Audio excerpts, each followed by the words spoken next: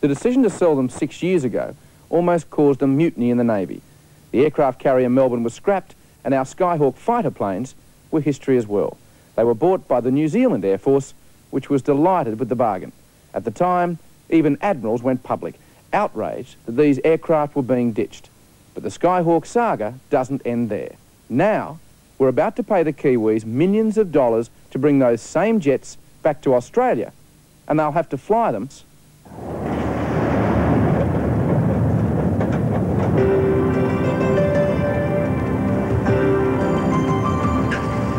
They were once the pride of the Australian Navy.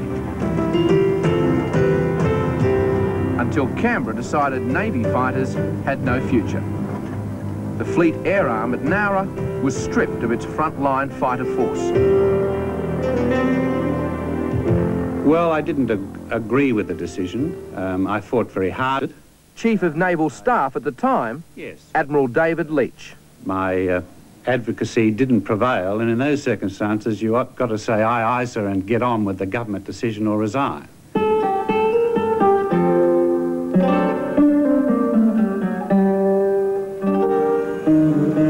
As Ray Martin reported back in 1983, 400 men were told their services were no longer required here at Nowra. These are the A4 Skyhawks, just fine for the past 15 years. In a few days' time, they'll be dumped.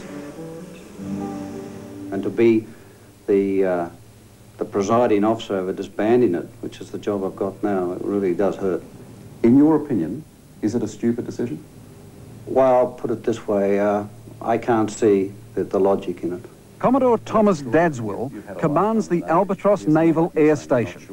If a head has to roll by speaking out now, the Commodore says, it might as well be an old one. To me is affected by gravity. It goes up, but it also goes down.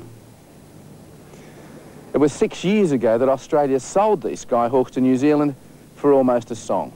8 jets, 2 training planes, and a warehouse with enough spare parts and weapons to keep them in the air for 20 years. All that for just $28 million. Now, Australia needs them back. And guess who pays the millions for that? Yep, you and I. Skyhawks, have they performed well? Oh, in terms of the ones we inherited from Australia, yes. Yeah, or should I say bought, but yeah, they're performing. In fact, this one is one of the ex-Royal Australian Navy aircraft. Wing Commander Frank Sharp. He's commanding officer of the Kiwi Skyhawks, bought from us and now coming back.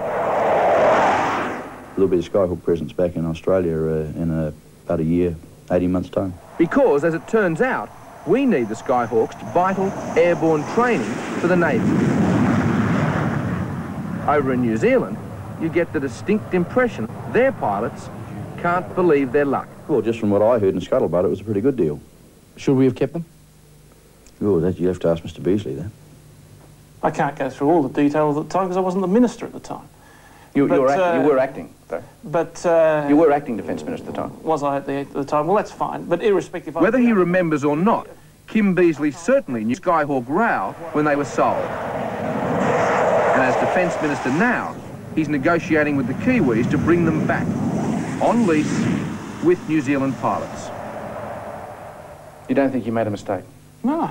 My point is that we sold the Skyhawks in a package $28 million to New Zealand. Right. The New Zealanders say the package was worth more like $70 million, so they got a damn good deal.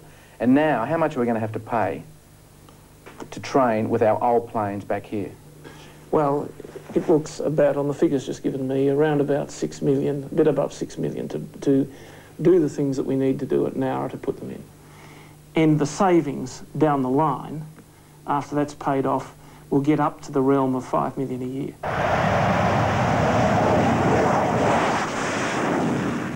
For a while I wanted to go back in the Navy, and if they said they were going to have the Skyhawks back, I would have been back in a flash. But I wouldn't go back there in a fit now, and I certainly wouldn't have my son join the Navy. Former Lieutenant Commander John Hamilton, no longer in uniform and no longer silent. He was the last commanding officer of the Nowra Skyhawks.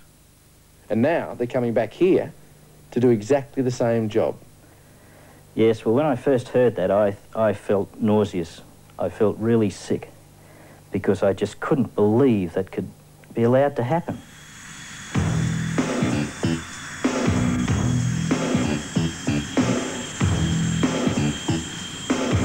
Last month, these Aussie F-18s flew to our airbase in New Zealand.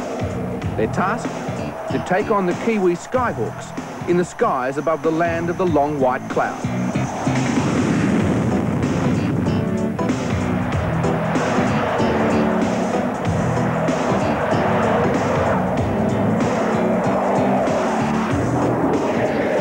Minutes cameras went with them. What you're seeing is an Australian F-18 Hornet slap bang in the missile sight of a Kiwi Skyhawk. A dogfight. If this was war, a Sidewinder missile from the upgraded Skyhawk could blow a $40 million Hornet into oblivion. Fired from a fighter we didn't want. I think the RAF pilots would have to agree that at times they've got such sophisticated equipment in the cockpit, they get their head down looking at what they call the green goddess, the radar there going, that definitely, if they're still new at the game, to look out and just tally-ho, no different from World War I, and here comes a Skyhawk. A green Skyhawk ready to chew their butt. I think it was a difficult decision for the people to make at the time. F-18 squadron leader, John Kindler. What's your personal view about us losing fleet air support? Because the Navy was furious. I know the Navy was furious. My personal view doesn't matter, I don't think. You prefer not to say? I prefer not to say. Force's true feelings were spelt out in a memo to Mr. Beasley's department. Let me show you this document. This is from the Air Force headquarters to the Department of Defence. It says, "It seems we have been given a task which is beyond the capability of present resources." Well... What do you say to that? Exactly. Look, I mean, I think you are absurd.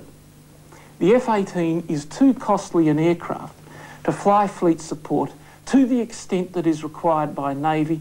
The resources aren't there to do it. So why do we get rid of the Skyhawk? What we do is we use... Sell the Skyhawks for stock, and then pay more money to bring them back 6 years later. Yeah, well, and save money. But at a price. The Skyhawks were also our only mid-air refuelling tankers. The only practice the F-18s now get for this delicate and dangerous hookup is with our old Skyhawks in New Zealand. The New Zealanders got a pretty good deal from us, didn't they? At the time, I think they got a reasonable deal. So did we. The fact of the matter is, there isn't a requirement for the Skyhawk in our order of battle. But there's more. Privately run Learjets have taken over another vital role from the Skyhawks, naval fleet support. They tow the targets for the Navy's guns and anti-missile systems. What sort of money were we and are we paying for the commercial Learjets to tow the targets for our fleet? You know what we're paying them? It'd be in the realm of a few $1 million. It's $2,000 an hour. Well, for 5 or 6 Learjets that the Skyhawks used to. Well, $2,000 an hour, and it costs $10,000 an hour to fly an F-18. Hence, we pick up Learjets. What's it cost to fly a Skyhawk? The Skyhawks would be in the realm of about that. HMAS Albatross is about to have its wings clipped. When we last visited Nowra, these Grumman trackers had also been given notice. Despite Australia's largely unwatched shore, these submarine seekers with state-of-the-art radar were to be mothballed and sold.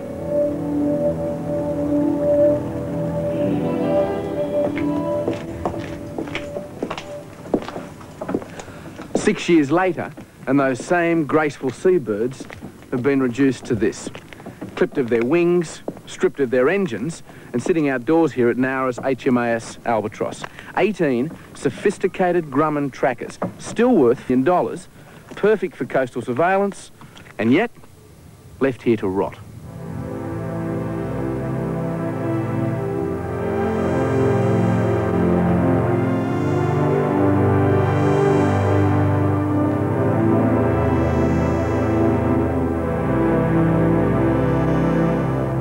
It's a very sad state. We argue that they should be kept for coastal surveillance. The trackers at least had radar, and they could fly on a 24-hour basis, day and night. I think it's not much of a deterrence if people know that your only overflights in the north are going to be in daylight hours. They pick their times.